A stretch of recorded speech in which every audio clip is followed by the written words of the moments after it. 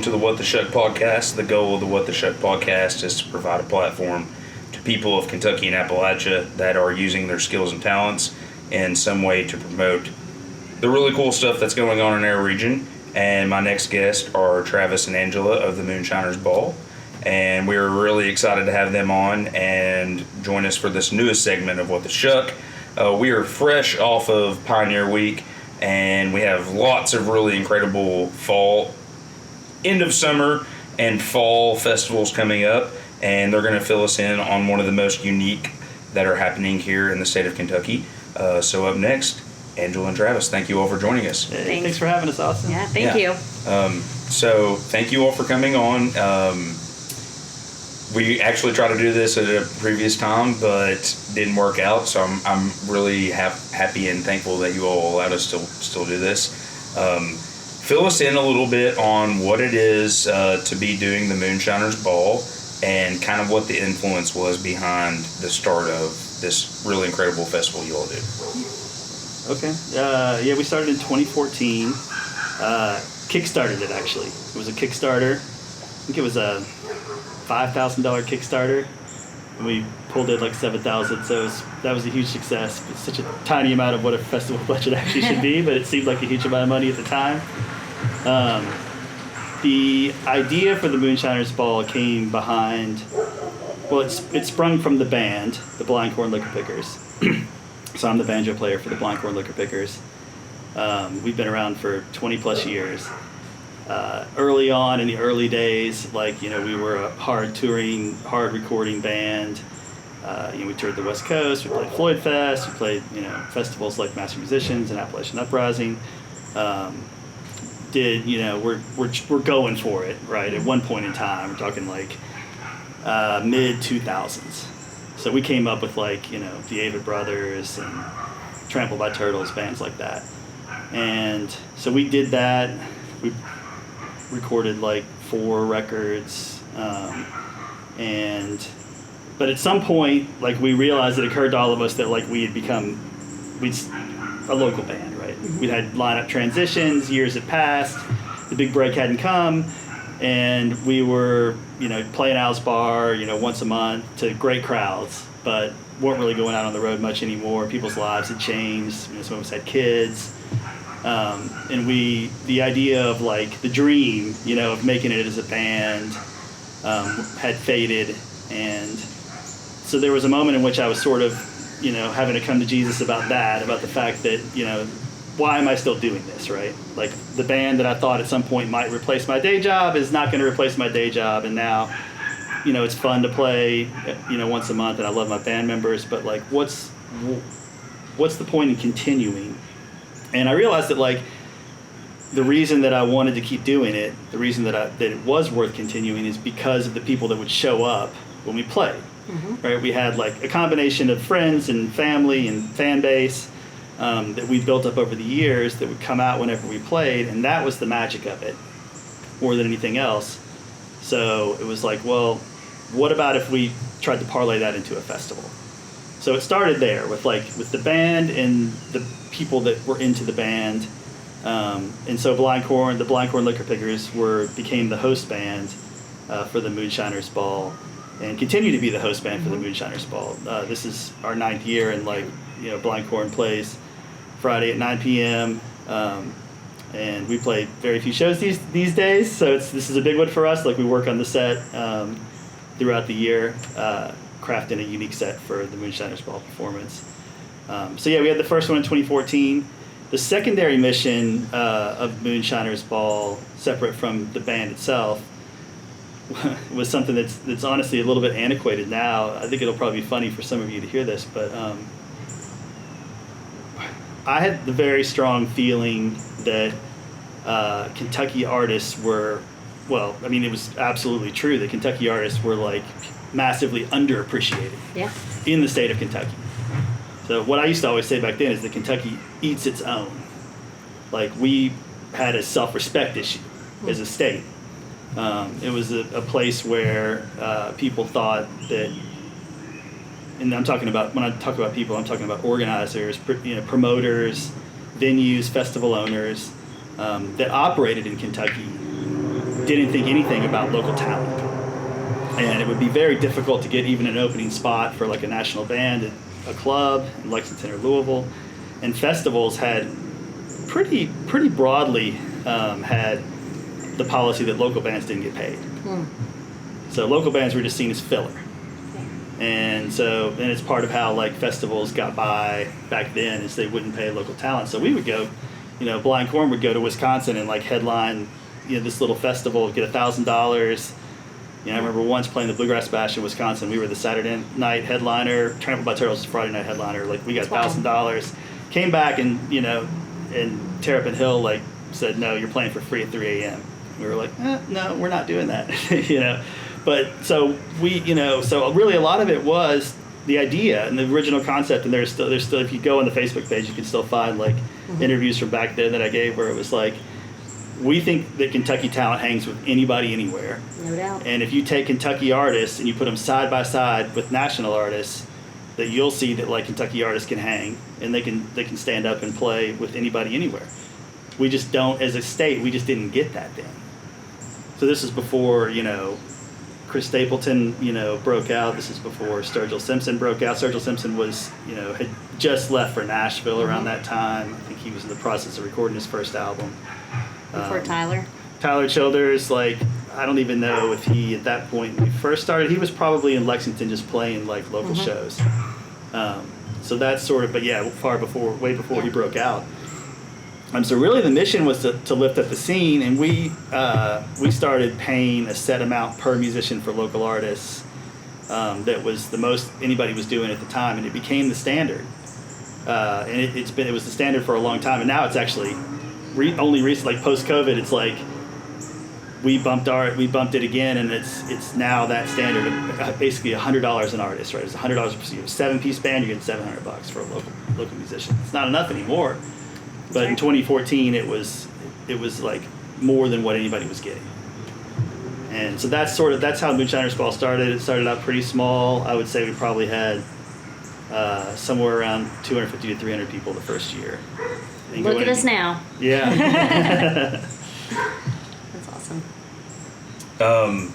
So as you all have had this sort of experience with kind of getting to firsthand experience, see the musicians rise in the area, but having known, hey, this is like a pretty fertile area, how has that been really helpful for you all to be able to curate this really incredible music festival that you all are doing, plus bring in some talent that some folks maybe aren't aware of that are from other areas? I'll go first on that one if that's sure, okay. Take it, yeah. One thing I've definitely witnessed with the Moonshiners Ball is they take a lot of pride in the region, as Travis just said, but they not only are going back to the regional talents that are comfortable, that are well known, such as a few that we're bringing back this year, like Driftwood Gypsy, Magnolia Boulevard, Mama Said String Band. Like those are almost like household names now, right? But also continuously looking for and searching for the up-and-comers, those that are breaking into the scene, those that might not have been given a chance before. And I think that's such a great platform for our regional artists to have, because they're going to be greeted with people that already love them and people who learn to love them. And kind of in that transition, they're going to learn to love Kentucky even more, and maybe even a region that they maybe don't get an opportunity to always venture down to, which the festival takes place down in Livingston, Kentucky. So we're always searching for talent across the state, and then we even go as broad to attract and bring in national artists as well, which is really fun as well.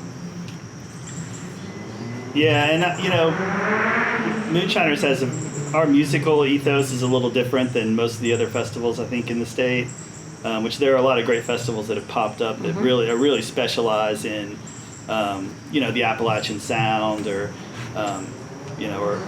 more classic hippie festivals where it's all sort of jam bands, or but genre-wise we've always been pretty agnostic. It's really we look at it not so much as like we're trying to present a certain sound as we are just curating a really great party.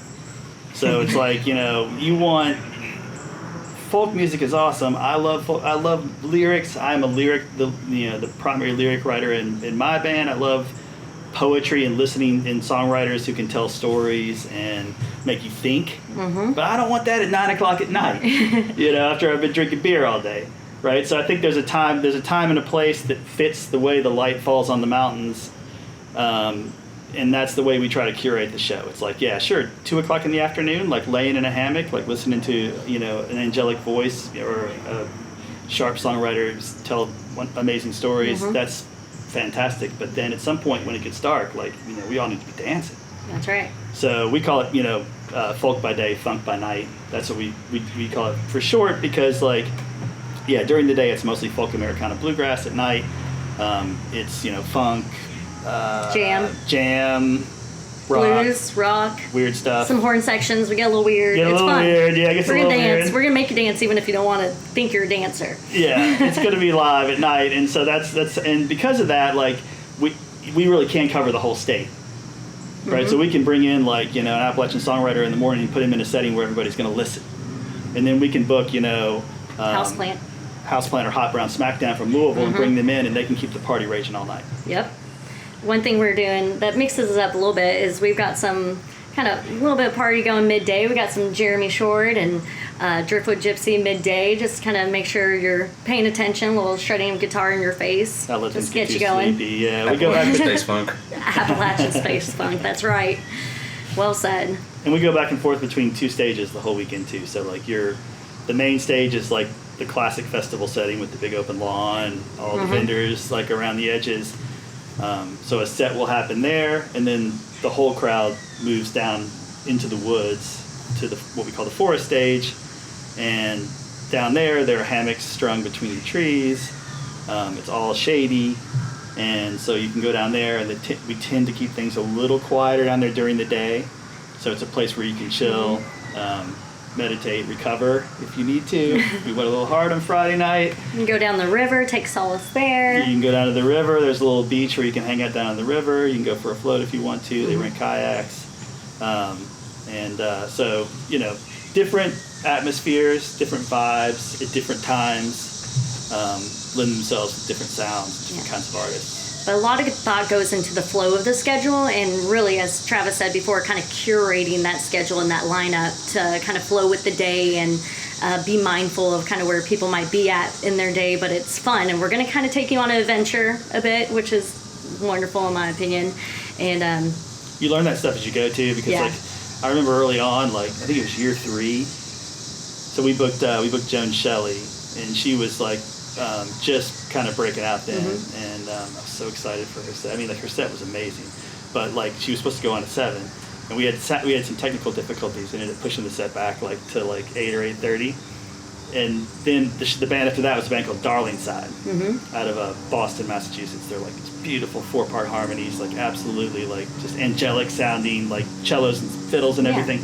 The wrong music to have on Saturday night at 9 o'clock, right? And people, and later on, everybody was that was the most beautiful set that I ever heard, and it put me right to sleep, and I never woke up, and I missed Moon Hooch. Oh no, that was the first year of Moon Hooch. Okay. Yeah, the first or second year of Moon Hooch, and it was it was okay. Once again, quiet music can't be after dark. You can put some party music during the day, but having some chill stuff during the day is crucial too, right? That's right. So kind of walk us through what you all how it looks to put the schedule or to curate the sound for for this year, for instance.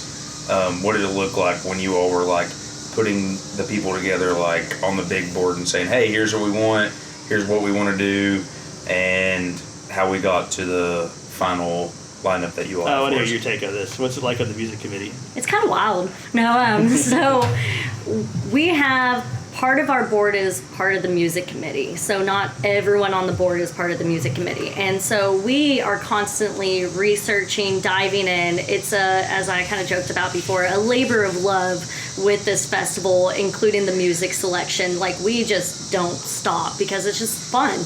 And we're always looking for something new, fresh, not only up and coming, but something that we might be able to catch on to before it's happening, I guess you could say. And so from my perspective, it's an organized chaos, right? You don't know what's going to kind of get pitched your way, but everyone is willing to give it a listening ear, give it time, and really kind of let it settle in to kind of see where it would fit in terms of how we see our lineup going. We're very open-minded about where they're coming from, what the music is, and we're just trying to see like kind of where the flow of the day would be. Now, up to this point, you know, Travis has had time behind this. I've only been with the festival since on the board in 2019, but with the festival since 2018, and so he has some best practices, and sometimes you gotta listen to the boss, okay? And so I'm gonna give you a little bit of credit. Well, I just, you know, like, it's digging all year, right? Mm-hmm. It's digging all year long. It's like every Friday when new CDs come out, listening to, like, there's 3 or 4 that you got to hear, you know. It's going to other festivals, it's going to other shows, it's listening to podcasts. It's, you know, it's the constant search. And then, you know, so coming in with a list, like when we start booking season, there's already a list, right? And then, you know, our music committee is maybe 6. Yeah, I think it's like about 6. 6 of us, right? Yeah. And, like, we do not have the same taste. No. I mean, we've got, you know, there are music committee members who are, like, really into, like, jazz, jam, funk kind of stuff. There are those who are into, like, edgy, you know, indie rock, or those who are into, you know, Angela's specialty is really in the Americana bluegrass. the Americana singer-songwriter, especially, like, and she's, you know, we lean on her a lot for, and she even actually directly books a couple, 2 or 3 bands every year that are like her sort of passion finds. They're usually like for example, this year was Nolan Taylor, who then unfortunately had to drop. Yeah, but then we turned to Jay Cohn, which is a great addition, and Hunter Flynn and Brother Smith, which I'm so excited that I got to put them this year. But in past years, it's been 49 Winchester. Yes, I did 49 Winchester. Who you championed, and then who am I missing? Someone, and you're going to make me draw a blank on it that I'm We're mad both about. going to draw a blank here? Yeah, it was early. Oh, it was Logan Halstead. Logan Halstead, that's right. Yeah. So, I just, you know, I know that, like, when it comes to, like, the new, like, young, you know, Americana, Appalachian country singer-songwriter, like, if Angela brings them, then we're going to book them. And, like, that's kind of, and there are other members of the music committee who, you know, I have similar faith in different ways, who have just, they know and know what they're coming with, right? They know their genres, and the other thing is like when you have 6 people who all have like slightly different tastes in music, if you can find a band that all 6 people agree on, then you've really got something, right? Because I feel like everybody represents like a different shade of the Moonshiners audience, right? Like everybody's taste in that music committee is reflected somewhere in our crowd. Yes. And so like when you find a band that like it connects for everyone, then that's gold right there. Yeah. It's hot debates. That's Galactic, right? We were talking about Galactic, or we were talking about Lucinda Williams last year, or Sam Bush the year before that. That's how we come about our headliner, is like basically we're looking for like who can everybody get behind. Absolutely. And that's actually a full board thing. So not to test you all, but what's the lineup this year? I'm diving in. We got Galactic featuring Angelica Jelly Johnson. Tank of the Bangers. Like, pay attention, you all. She's amazing, and her with Galactic is absurd in all the right ways. Long time ago, 20 years running as like a jam band, doing that New Orleans jazz sound, but bringing like, you know, wild virtuosic jams to it, right? That's right. And then Sierra Hull, Larry Kill, Neil Francis, Brother Comatose, The Rumble featuring Chief Joe Sabordo Jr. out of New Orleans. We have Kelsey Walden, Queen. Adia Victoria is there as well. Of course, a lot of the regional favorites, Magnolia Boulevard. Boulevards is another one, right? Oh, there's another band called Boulevards. Yeah, just North Carolina. Keep everyone on do their that toes. Throwback, like soul kind of sound. Happy Landing is going to be there as well. If you have not heard of them, please pay attention. They're so Young, good. like big harmonies, hand clapping, like kind of There's a mosquito on my Edward face. Sharp and the Magnetic Zeros, Lumineers, kind of like that kind of stuff. Yep. Like just super happy. Like they'll come out in like NASA spacesuits, like jumpsuits or whatever. They're just super fun and energetic. We have Thumpasaurus. Sierra, did you say Sierra Hull? I said Sierra Hull. Okay. How can I All forget right. about Sierra Sierra Hull's Hull? like one of the hottest names in bluegrass right now. I mean, She's at Bourbon and Beyond this year, right? Yeah, probably. She was there last Kelsey, year. She was okay. there last year. And Kelsey's there this year. I saw her there last year. Yeah, Kelsey's there this year. I mean, Sierra plays mandolin on Sturgill's Bluegrass album. Yep. I didn't know that. So Also tours she's a part with of the Appalachian Avengers group. She is. And she was also on Bela Fleck's last album and did his My Bluegrass Heart tour, and so she's like, Corey Wong. She plays with Corey Wong. She's amazing. Yeah, she's everywhere. She's I saw her a at monster. Delfest, and everyone came on stage with her because she's just that well known and respected between her voice and her mandolin skills. Like, she's a force to be reckoned with, but she's like this tall. Yeah, which I love. And Neil Francis is like that 70s. Kind of funky, soulful rock. He's on the keys, kind of Leon Russell throwback kind of style. He just played Fuji Rock in Japan. That's cool. So he's been breaking out big in that scene. We got Brother Comatose. Brothers Comatose. They're California bluegrass. Like, both these guys have these just super weathered, voices that are they're so cool and comfortable, they're great vocalists, and it's kind of slow and mellow, but there's just a groovy sort of wind-blown California energy to it. Absolutely. Larry Keel on the bluegrass front, he's been around forever doing it. Great flat picker. We have Jake Cohn coming now out of Virginia, and 16 years old. 16 years old with the voice of a grown man. I don't even know how to explain him literally. It's impossible to explain. I've just seen so many people drop their jaws when they hear his backstory and then hear his voice and then listen to what I joke, but I mean it, kind of grown man songs. This man feels. So imagine him in 30 years. He's just going to be an absolute legacy, and I'm so excited that he's going to grace our stage. Maybe it's like a Benjamin Buttons thing. Oh, he might maybe. He might get younger, as he keeps singing. I don't know. He's actually at the end of his life.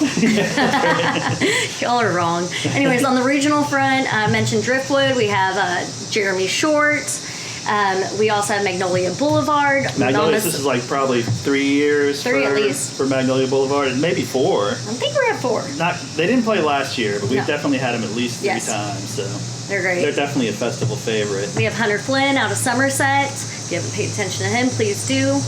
Amazing voice and songwriting skills. And I know we're missing some. Well, we haven't talked about Adia. Adia Victoria, I think, is one of the artists I'm really excited about. I mean, she's out of Nashville. Oh, and Sunny Ward, too. Yeah, Sunny Ward. Thank you. Two really hot, Nashville singer-songwriters that I'm just honestly shocked agreed to come. Isn't Sunny Ward also at...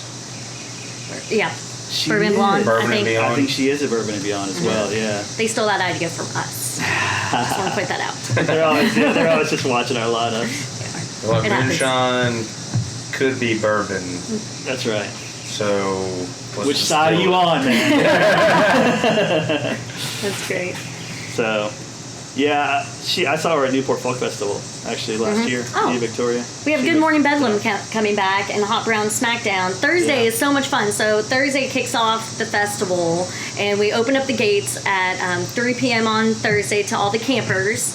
And they come in, they get settled, and then by 6 o'clock they're itching at the bit to listen to some music. We have Good Morning Bedlam into Brother Smith into Hot Brown Smackdown. So we're setting it off right, in my opinion. I'm so hot excited. Thursday night for sure. It will be. And then Saturday night, we talked about Galactic, and we mentioned the Rumble, but didn't talk about about the Rumble really. So the Rumble are 7 out of 8 members of the band Chawa that played Railbird 2 years ago. So they're a Mardi Gras Indian, New Orleans Mardi Gras Indian band fused with funk and R&B.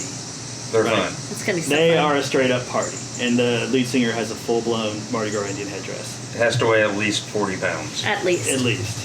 And they're playing on the forest stage, in the late night illuminated forest where disco balls hang between the trees. Yeah, and it's the Purple Haze. the purple haze forest. They're foggers, and it's all lit up purple, and the Rumble will play there immediately before Galactic. So it's a total New Orleans dance party. Saturday night. That's right. Vintage Pistols coming back this year. Vintage Pistol's playing late that night. Yep. They'll close it out. It'll be so fun. They're Those veterans. guys go hard. They go hard, and they always have something in store for the festival. Yeah. And so I'm curious to hear their kind of sound this year. Yeah, for sure. And what they're going to bring. Yeah. It's always fun. You remember the first year they played until 5:30. They started at 1:30, played until 5:30 in the morning. And then after they finished up, they walked to the VIP tent and did keg stands until they killed the keg. They made us very proud that night. That does not surprise me. That was a lot of fun. And the best part is you don't have to choose between these bands. There is absolutely no overlap in our schedule. And we do about 15 minutes between each to make sure people have time to get between each stage. And we have about 2 ADA golf carts going as well to kind of help out those that can't make Got the... to get back and forth in between. Yeah. So...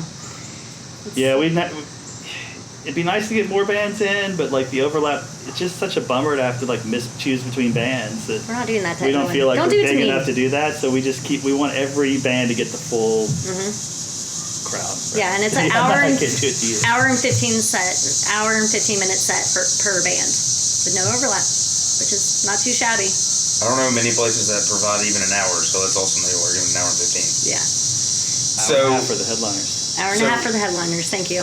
With giving this much time, and obviously you said you've been in since 2019 on the board, 2018 like working with it.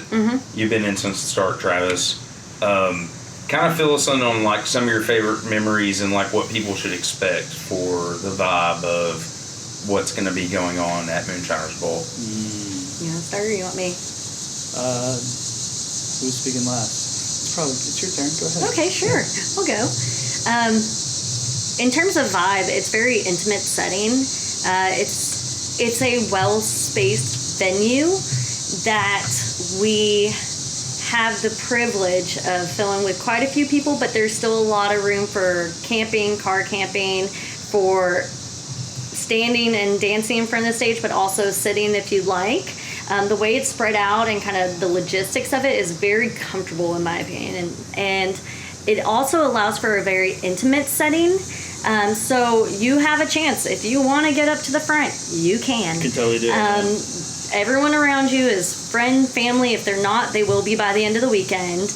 And so everyone just kind of treats with each other with respect, kind of respecting the space, but also if you kind of want to get up there, you can. And it's been well known that a lot of the bands come out and they hang out with us. They camp with us all weekend, even the headliners.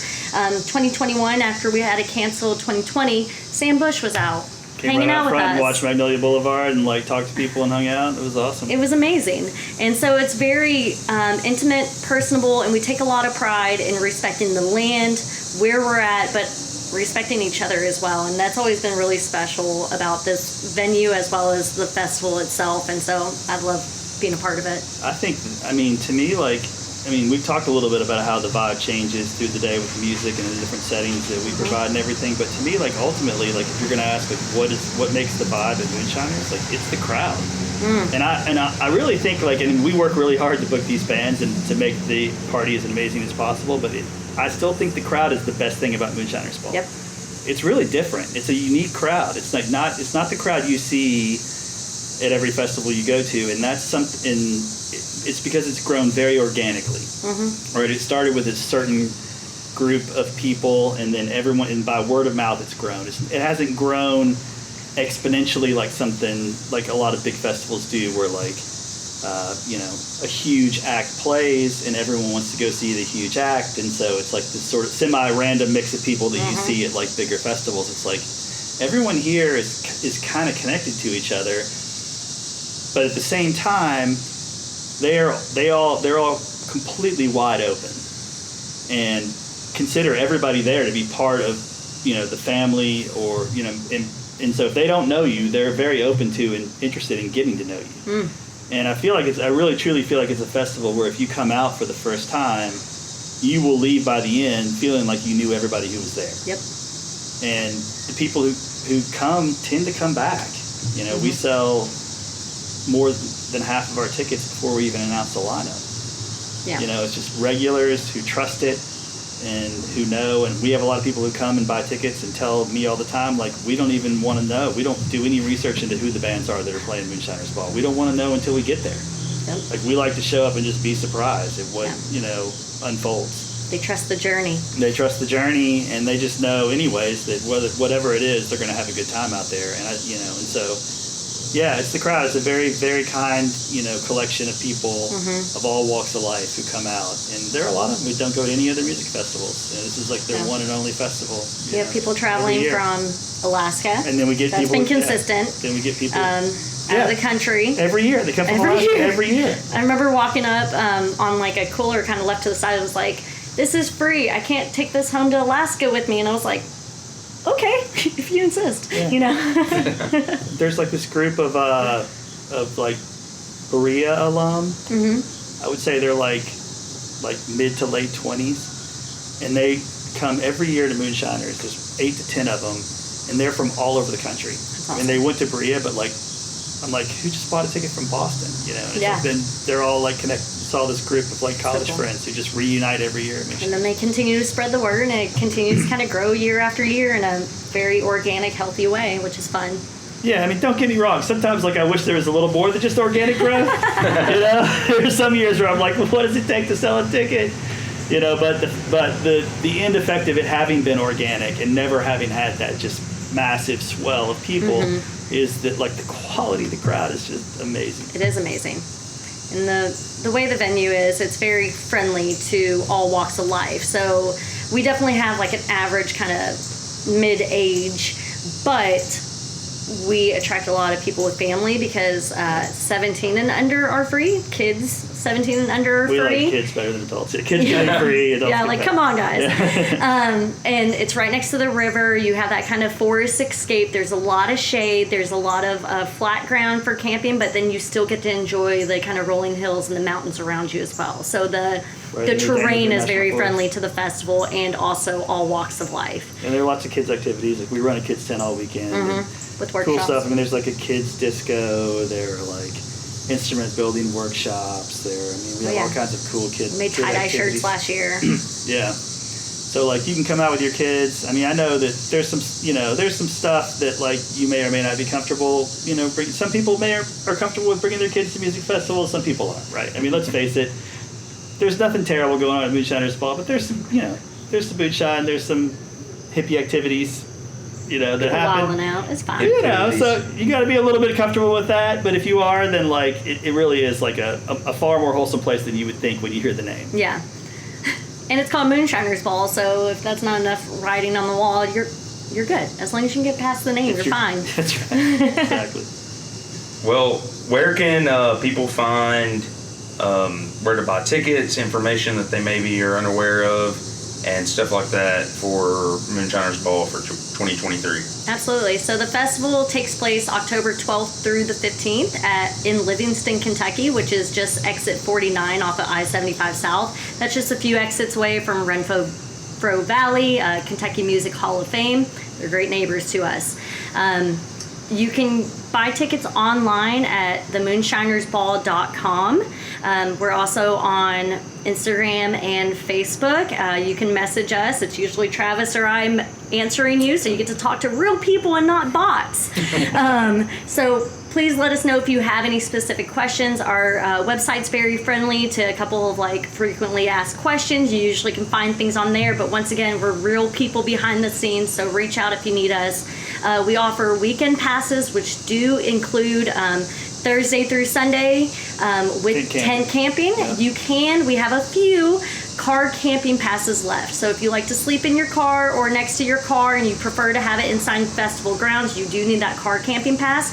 But tent camping is included in your car's just across the street. You can go to it freely. You can leave freely to go to the grocery if you need to, but there's also a general store right on site. We offer day passes for Friday and Saturday and Sunday, or Saturday and Sunday camping. So we have a couple of options trying to work with you there. And we didn't even mention Friends with Benefits. Kind of risque name, but really awesome thing. So that's our version of VIP. So you get there's a tent really close to the main stage, and this has all sorts of amenities, not only from charging stations, but there's multiple meals provided, coffee in the morning. It actually takes place. Master rolling ribs and pulled pork off the grill. Yes, Critchfield Meats is involved, so lots of barbecue, lots of yummy sides, lots of Tasha's cocktail hour. We have a cocktail hour. Yeah, Friday and Saturday night. A few kegs roll in, but keep in mind we're in a dry county, so we don't sell any of these things. If you just buy that ticket, you get those things. Yeah, here's the thing. Here's one thing about Moonshiners that maybe not everybody knows. Like because it's a dry county, we can't sell alcohol, and so that means you can bring your own. So you can bring your own cooler booze into the festival grounds. You're at main stage. You're drinking your own beer, and you have your water there, your snacks. We're not a picky You can bring festival. your own food. You can bring like a grill and set it up and like grill your own food right there. If you want to do all your own food and drink, you totally can. So and it's perfect fall weather. Yeah, which is awesome as well. So themoonshinersball.com, or reach out to us on social media. Get your ticket. Trust the process and come have fun with us. All right, Angela and Travis, any last words for Moonshiners Ball? No, I think that's it. Take a shot on it. I think you'll love it. It really is like one of those things that it seems hard. It's seems a little far away. Maybe you're a little uncomfortable about camping. But if you come out and push your boundaries a little bit, I think you'll come out of it with like a whole bunch of new friends. I think you'll expand your network a lot. It's amazing. It's wild to me, like going to others. One of my favorite things about like doing Moonshiners is like bands roll through there and you see them, and then when they come back and they play the Burl, or they play somewhere else, if you go to the show, like you'll see your Moonshiners friends like all through the audience, right? Yep. And like being able to, so it's like it is a network and it is a family that like extends beyond just that weekend. Like it pays off all year round. It does. What's the classic saying? Buy the ticket, take the ride. Come have fun, because ultimately we work really hard on this festival. We were kind of joking before that, this is not our full-time job. We get paid other way. And this is our labor of love. And so the fact that we work so hard year round and then we get to share it with so many people, like come hang out with us. Cool. Well, we'll end there. If you're listening to What the Shuck podcast or watching the What the Shuck podcast, I really appreciate you. Make sure that you check all this stuff out and go hang out with Angela and Travis and all their incredible acts that they have and the team with Moonshiners Ball. And maybe you'll get to hear a story about Layback Country Picker. All right, good.